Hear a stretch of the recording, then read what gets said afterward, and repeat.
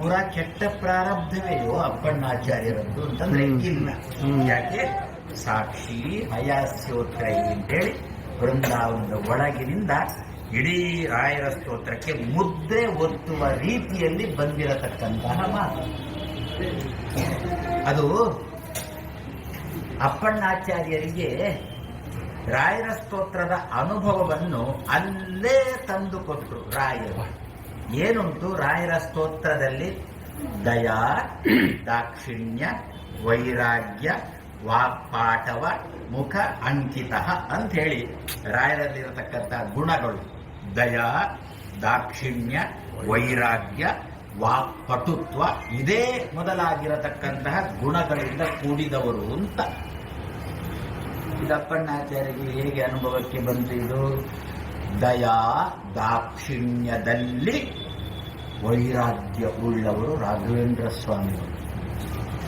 ಒಂದು ದಯಾ ಉಳ್ಳವರು, ದಾಕ್ಷಿಣ್ಯ ಉಳ್ಳವರು, ವೈರಾಗ್ಯ ಉಳ್ಳವರು, ವಾಕ್ಪಟುತ್ವ ಉಳ್ಳವರು ಅಂತ ಒಂದಾದ್ರೆ, ಇನ್ನೊಂದು ದಯಾ ದಾಕ್ಷಿಣ್ಯದಲ್ಲೇ ವೈರಾಗ್ಯ ರಾಘವೇಂದ್ರ ಸ್ವಾಮಿಗಳಿಗೆ. ಅದನ್ನು ಅಪ್ಪಣ್ಣಾಚಾರ್ಯರಿಗೆ ತೋರಿಸಿಕೊಟ್ಟು. ಅಪ್ಪಣ್ಣಾಚಾರ್ಯ ಏನಿತ್ತು ಅಂತ ಒಂದು ಪ್ರಾರಬ್ಧ ಇತ್ತು. ನಿಜವಾಗಿ ನಮ್ಮ ನಿಮ್ಮಂತವರಾದ್ರೆ ಏನ್ ಮಾಡ್ತೇವೆ ನಾವು ಅಂತಂದ್ರೆ, ಏನೇ ಬೈದ್ರು ಕೂಡ ನಮಗೆ ಪಾಪ ಬೈದ ಇಟ್ಟುಕೊಳ್ಳಿ ಅಂತ ನಾವೇನು ಒಂದು ಕಾರುಣ್ಯ ತೋರಿಸ್ತೇವೆ. ಆದ್ರೆ ರಾಯರು ಹಾಗಲ್ಲ. ಪ್ರಾರಬ್ಧ ಕರ್ಮಕ್ಕೆ ಅನುಗುಣವಾಗಿ ರಾಯರು ನಡ್ಕೊಳ್ಳುವರು. ಅಪ್ಪಣ್ಣಾಚಾರ್ಯರ ಪ್ರಾರಬ್ಧ ಅಂತದ್ದು ಇತ್ತು. ಎಂತಾದ್ದು ಅಂತಂದ್ರೆ, ತಾನು ವೃಂದಾವನ ಪ್ರವೇಶ ಮಾಡುವಾಗ ಅಪ್ಪಣ್ಣಾಚಾರ್ಯ ಇಲ್ಲಿರಬಾರ್ದು ಎನ್ನುವ ಪ್ರಾರಬ್ಧ ಅಲ್ಲಿತ್ತು. ಆದ್ದರಿಂದ ಅಂತ ಸಂದರ್ಭದಲ್ಲಿ ದಯಾ ತೋರಲಿಲ್ಲ ರಾಘವೇಂದ್ರ ಸ್ವಾಮಿಗಳು, ದಾಕ್ಷಿಣ್ಯ ಮಾಡಿಲ್ಲ. ದಯಾ ದಾಕ್ಷಿಣ್ಯದಲ್ಲಿ ವೈರಾಗ್ಯವನ್ನೇ ತಾಳಿದರು. ವೃಂದಾವನ ಪ್ರವೇಶ ಮಾಡುವಾಗ ತಾನು ದರ್ಶನ ಕೊಟ್ಟು. ಇದು ಅಪ್ಪಣ್ಣಾಚಾರ್ಯಗೆ ಅನುಭವಕ್ಕೆ ಬಂದದ್ದು ಅಂತಾದ್ರೆ, ಮತ್ತೆ ನಾವು ರಾಯರ ಜೀವನ ಚರಿತ್ರೆ ಅಂತದನ್ನು ತುಂಬಾ ಘಟನೆಗಳನ್ನು ನೋಡಿದ್ದುಂಟು, ಕೇಳಿದ್ದುಂಟು. ಏನು, ರಾಯರಿಗೆ ತಮಾಷೆ ಮಾಡಬೇಕು ಅಂತ ಹೇಳಿಕೊಂಡು ಯಾರೋ ಒಬ್ಬನನ್ನು ಮಲಗಿಸಿ ಅವನ ಮೇಲೆ ಬಿಳಿ ಬಟ್ಟೆ ಹಾಸಿ ರಾಯರು ಹೋಗ್ತಾ ಇರಬೇಕಾದ್ರೆ ಅವರ ಬಳಿಗೆ ಹೋಗಿ, ಹೀಗೆ ಒಬ್ಬ ಏನೋ ತೀರಿಕೊಂಡಿದ್ದಾನೆ, ಬದುಕಿಸಬೇಕು, ದಮ್ಮಯ್ಯ ನಿಮ್ಮ ಕಾಲು ಹಿಡಿತೇವೆ ಅಂತ ಗರೆದ್ರವರು. ಆ ಸಂದರ್ಭದಲ್ಲಿ ರಾಯರಿಗೆ ಏನಾಯಿತು? ದಯಾ ದಾಕ್ಷಿಣ್ಯದಲ್ಲಿ ವೈರಾಗ್ಯನೇ ಉಂಟು. ಅವರು ಏನಂದ್ರು ಆ ಕ್ಷಣದಲ್ಲೇ?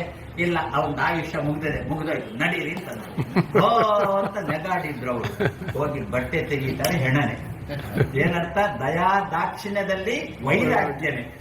ಯಾರು ಭಗವಂತನಿಗೆ ಕುಹಕವಾಡ್ತಾರೋ, ಯಾರು ಭಗವತ್ ಭಕ್ತರಿಗೆ ನಿಂದೆ ಮಾಡ್ತಾರೋ ಅಂಥವರ ವಿಷಯದಲ್ಲಿ ರಾಯರು ಎಂದೂ ಕೂಡ ದಯಾನು ತೋರುವುದಿಲ್ಲ, ದಾಕ್ಷಿಣ್ಯನು ತೋರುವುದಿಲ್ಲ. ದಯಾ ದಾಕ್ಷಿಣ್ಯದಲ್ಲಿ ವೈರಾಗ್ಯವನ್ನೇ ರಾಯರು ತೋರಿಸ್ತಾರೆ ಎನ್ನುವುದನ್ನು, ತಾನು ರಾಮಚಂದ್ರನ ಅನುಯಾಯಿ ಎನ್ನುವುದನ್ನು ರಾಯರು ತಾನು ಈ ಸಂದರ್ಭದಲ್ಲಿ ತೋರಿಸಿಕೊಟ್ಟಿದ್ದಾರೆ. ಇಂತಹ ಸ್ತೋತ್ರವನ್ನು ನಾವು ಪ್ರತಿ ದಿವಸ ಯಾಕೆ ಪಠನ ಮಾಡಬೇಕು ಅಂತ ಕೇಳಿದರೆ, ನಮ್ಮ ಮಕ್ಕಳು ಎಷ್ಟೋ ಸಂದರ್ಭದಲ್ಲಿ ದಾರಿ ತಪ್ಪುವಾಗ ನಾವು ಅಯ್ಯೋ ನನ್ನ ಹೊಟ್ಟೆಯಲ್ಲೇ ಬಂದದ್ದಲ್ವೋ ಏನು ಮಾಡಲಿ ಅಂತೇಳಿ ಆ ಸಂದರ್ಭದಲ್ಲಿ ದಯಾನೂ ತೋರಬಾರ್ದು, ದಾಕ್ಷಿಣ್ಯನೂ ತೋರಬಾರ್ದು. ದಯಾ ದಾಕ್ಷಿಣ್ಯದಲ್ಲಿ ವೈರಾಗ್ಯವನ್ನು ತಾಳಿ ಆ ಮಕ್ಕಳನ್ನು ತಿದ್ದಬೇಕು ಎನ್ನುವುದು ರಾಯರ ಸ್ತೋತ್ರ ನಮಗೆ ಸಿಗತಕ್ಕಂತಹದ್ದು. ಇದು ನಮ್ಮ ಮನೆಗೆ ಸಂಬಂಧಪಟ್ಟದ್ದಾಯ್ತು. ಅದೇ ರೀತಿ ನಮ್ಮ ದೇಶಕ್ಕೂ ಕೂಡ ಸಂಬಂಧಪಟ್ಟು ಪಾಪ ಬ್ರಾಹ್ಮಣ ಓಟಿಗೆ ನಿಂತಿದ್ದಾರೆ, ಭೀಷ್ಮರಂತೆ ಪಕ್ಷ ಕೆಟ್ಟದ್ದು, ಅವ ಒಳ್ಳೇದಿರ್ಬೋದು. ಕುಲಕರ್ಣಿ ಆಗ್ಲಿ, ದೇಶಪಾಂಡೆ ಆಗ್ಲಿ, ಯಾರೇ ಆಗ್ಲಿ, ಅವರು ಬ್ರಾಹ್ಮಣನಾಗಿದ್ರು ಕೂಡ ನಿಂತ ಪಕ್ಷ ಕೆಟ್ಟದ್ದಾಗಿದ್ದರೆ ಇಂತಹ ಸಂದರ್ಭದಲ್ಲಿ ಅವರ ಮೇಲೆ ನಮಗೆ ದಯಾನು ಇರಬಾರ್ದು, ವೈರಾಗ್ಯವನ್ನೇ ತಾಳ್ಬೇಕು. ರಾಯರ ಸ್ತೋತ್ರ ನಮಗೆ ತಿಳಿಸಿಕೊಡುತ್ತೆ. ಆವಾಗ ಮಾತ್ರ ದೇಶ ಕಟ್ಟಲಿಕ್ಕೆ ಸಾಧ್ಯ ಆಗುತ್ತೆ, ದೇಶವನ್ನು ಮುನ್ನಡೆಸಲಿಕ್ಕೆ ಸಾಧ್ಯ ಆಗುತ್ತೆ. ಆ ನಿಟ್ಟಿನಲ್ಲಿ ನಾವು ಬ್ರಾಹ್ಮಣರೆಲ್ಲ ನಾಡ್ದು ಜೂನ್ 4ನೇ ತಾರೀಕಿನ ತನಕ ಮಾತ್ರ ಅಲ್ಲ, ಸದ್ಯಕ್ಕೆ ಮುಂದೆ ಬರುವ 5 ವರ್ಷ ತನಕನೂ ಕೂಡ ಇದೇ ರೀತಿಯಲ್ಲಿ ರಾಯರ ಸ್ತೋತ್ರವನ್ನು ಪಾರಾಯಣ ಮಾಡಿ ದೇಶಕ್ಕೆ ನಮ್ಮ ಕೊಡುಗೆಯನ್ನು ಕೊಡೋಣ ಅಂತ ಹೇಳಿ ನಮ್ಮ ಜೋಶಿಯವರು, ವಿಠ್ಠಲ ಜೋಶಿಯವರ ಮನೆಯಲ್ಲಿ 2 ಮಠದ ಪೂರ್ವಾಶ್ರಮ ಒಂದು ಮಂತ್ರಾಲಯ ಮಠದ ಪೂರ್ವಾಶ್ರಮ, ಇನ್ನೊಂದು ಮುಳುಬಾಗಿಲು ಮಠದ ಪೂರ್ವಾಶ್ರಮ. ಒಂದು ಬದಿಯಲ್ಲಿ ಶ್ರೀಪಾದರಾಜರು, ಇನ್ನೊಂದು ಬದಿಯಲ್ಲಿ ರಾಯರು. ಹೀಗೆ ಯಾವ ಜನ್ಮಾಂತರದ ಸುಕೃತವೋ ಏನೋ ಇಂಥ ನಿಮ್ಮ ಮನೆಯಲ್ಲಿ ಆಚಾರ್ಯ ಮಧ್ವ ಕರಾರ್ಚಿತ ಅನೇಕ ಪ್ರತಿಮೆಗಳ ಪೂಜೆಯನ್ನು ನಡೆದಿದೆ. ಈ ಪೂಜೆ ನಿರಂತರವಾಗಿ ಈ ಮನೆಯಲ್ಲಿ ನಡೆಯಲಿ.